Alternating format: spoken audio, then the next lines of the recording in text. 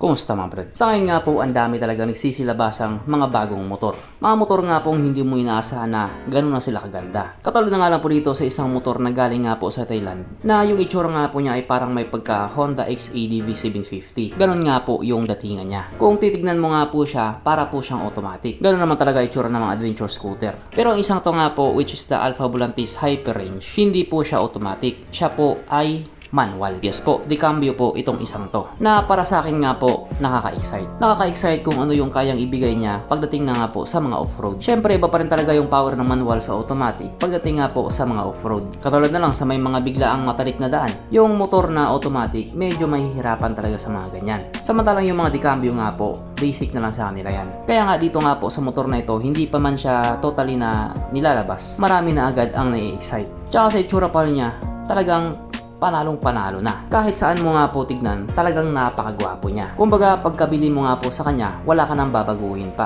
So, bali dahil ito nga po ay isang concept bike pa lamang, hindi pa po talaga nila sinasabi yung total specs niya. At hindi rin po natin alam kung ano yung eksaktong displacement ng makina niya.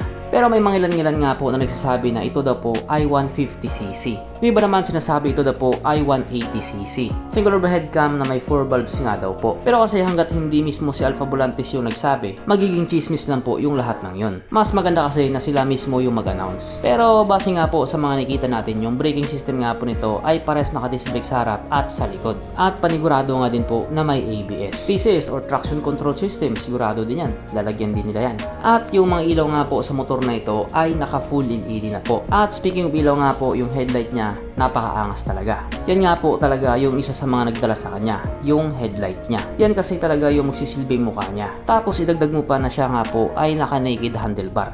O diba, gwapo na at mas pinagwapo pa. Pero sa ngayon nga po, marami pa talagang tanong ang hindi masagot. Tulad ng kailan nga ba talaga siya magiging available? Magkano yung magiging presyo niya? Mahal ba or mura? Kasi isa din talaga yan sa magpapabago ng sitwasyon, yung presyo niya. Kahit gaano pa yung kaganda, kung napakamahal naman niya, mag-aalangan talaga yung iba. Pero kahit nga po ganun, wala pa rin tayong bounce kay Pai.